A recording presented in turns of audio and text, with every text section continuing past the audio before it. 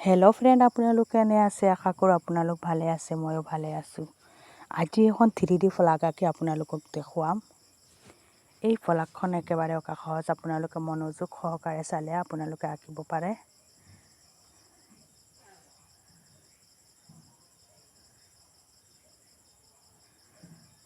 প্ৰথমতে এটি আয়ত আঁকি ল'বা, তাৰপিছত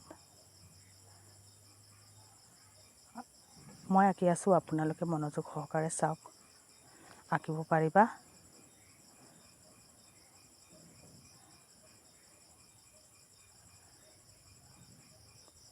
এইটো কোণ আৰু এইটো কোণ একেবাৰে সমান চিনডাল দিবা।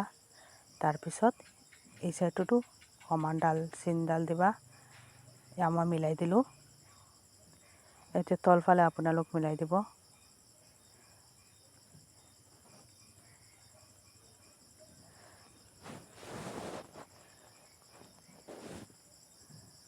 এই চিত্ৰটো আঁকি আছোঁ যে আপোনালোকে দেখা পাব যে এইখন এটি কাগজত নহয়, যেনেটি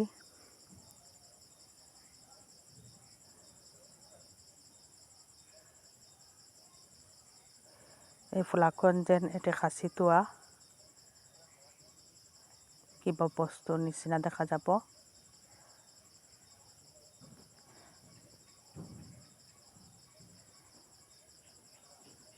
নিশ্চয় এই ভিডিঅ'টো আপোনালোকৰ ভাল লাগিব, কাৰণ আমি স্কুলত ফলাক আঁকিবলৈ দিয়া হয় আমাক। আমি আঁকিব লাগে।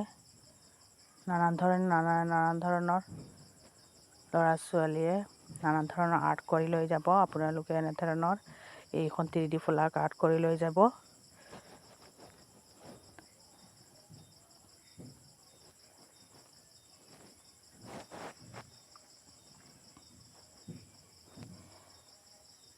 এয়া মোৰ চিত্ৰটো হৈও গৈ আছে, ফলাকখন অঁকা। 15 আগষ্ট স্বাধীনতা দিৱস আমাৰ আহি আছে। সেইকাৰণে আমি নিজে এতিয়া আমাৰ ল'ৰা ছোৱালীয়ে প্ৰস্তুতি চলাই আছে যে কোনে কেনেধৰণৰ ইণ্ডিপেণ্ডেন্স ডে'ৰ বনাব, আঁকিব, ড্ৰয়িং কৰিব।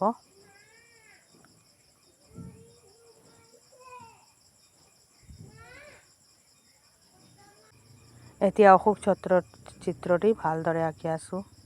একেবাৰে অঁকা সহজ, দেখাত যেন টান লাগিলে।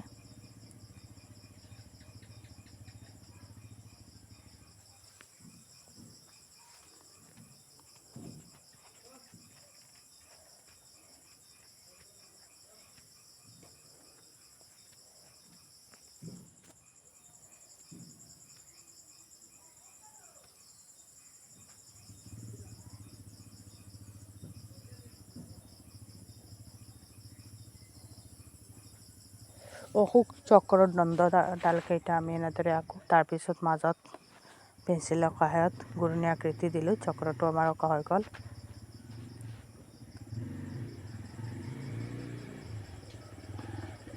ইয়াতে পেঞ্চিলৰ সহায়ত অলপ ঘঁহি দিলোঁ যে আমাৰ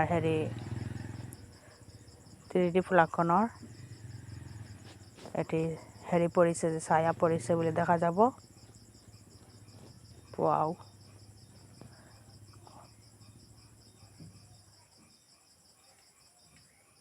এতিয়া হাতৰ সহায়ত অলপ ঘঁহি দিলোঁ। এটা ছাঁ পৰিছে যেন দেখা যাব।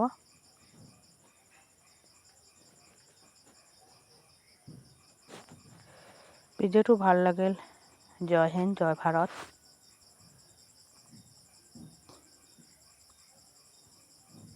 কমেণ্টত জয় হিন্দ লিখা, কমেণ্টত জয় ভাৰত লিখা।